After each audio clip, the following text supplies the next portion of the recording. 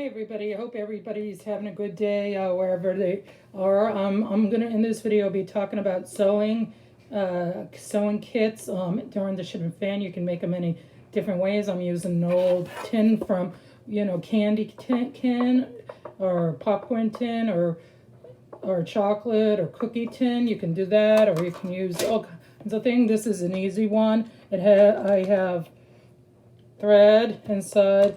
I have buttons inside, so I'll show you. We can dive right in, and I'll turn this around and hopefully you'll be able to see it.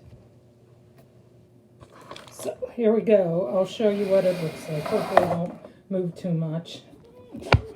Just show you. So yeah, I have like different color threads. Sometimes threads are a pain in the ass. Like I say, I'm not responsible if anybody gets hurt. It's just my opinion. And sometimes I swear. So I have different sizes. I got this online. They came with a bunch of different ones. These you can do by hand sewing.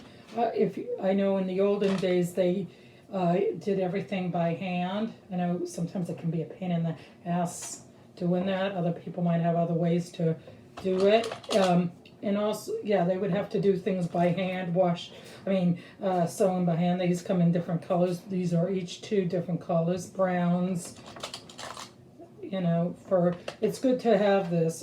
There's some videos about it, but I think everybody should have it, in my opinion. I got these from different places. Some of these I got from Joanna, some I got online, some of them I got on the Dollar Tree, so it's good to have them, So in case, you get a hole during shit in the fan, if you get a hole in your clothes, a rip or something, you'll be able to sew it.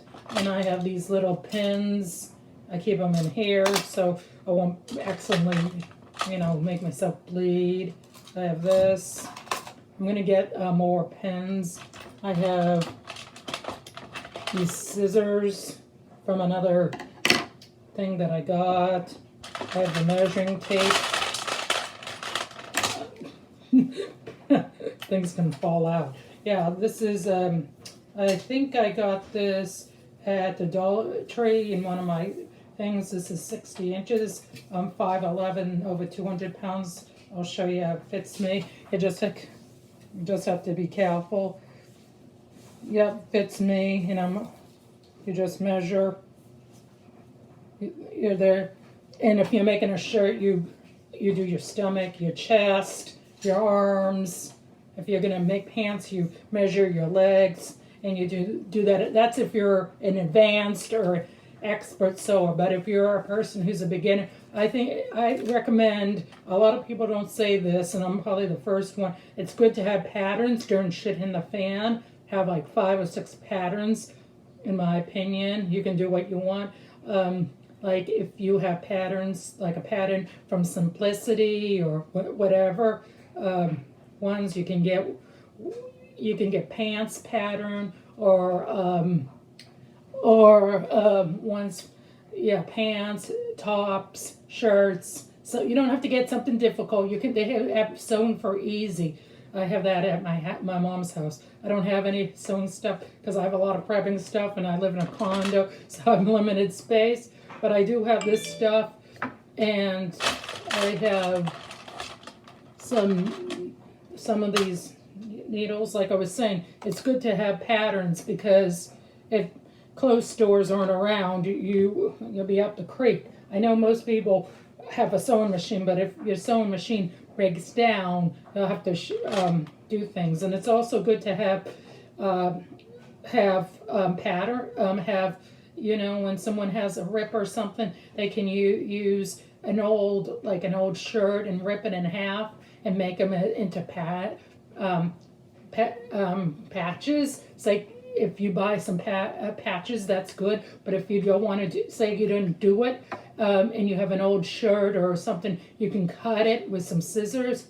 Because when you use, they say when you use scissors when you sew, you should just use them for sewing. You shouldn't use it for paper or anything. You should have separate scissors. So I only use this for my sewing, and I'll get another pair for like if cutting patterns is another one, because you don't want to make them dull.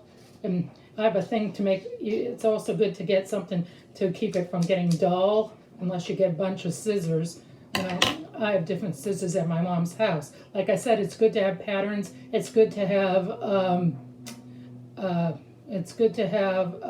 what was I saying? Patches, in case, you know, you have to sew on patches on your shirts or your pants, like, you know, because you never know, because there might not be a Walmart during shit in the fan, or Target, or clothes store, or mall, so you'll have patches all over. Maybe you can start a new style or something, a new thing, you know, with patches all over your clothes. You know, that's what they did in the olden days. You know, they didn't have very much clothing in the olden days. Everything was hand sewed. They didn't have you know, clothing. I also have buttons.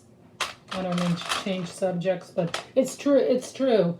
In the olden days, they did not have clothing stores. Everything was hand sewn, and it took a long time unless they had a. They did have, if you have a sewing machine like your great great grandmother, great ones without electricity, and the one that you just pump, that's great, but that's awful expensive, and I can't afford that. So I'd have to start doing the old-fashioned way of using thread and needles. It might take longer, but you know, what can you do? So I just wanted to show you. And also, don't forget socks. You can mend socks too with needles and threads and stuff, you know. So, or if you want to make clothing for your dog or your cat or something, you could do that with that. So into my next video, everybody take care, and don't forget to prepare. Bye.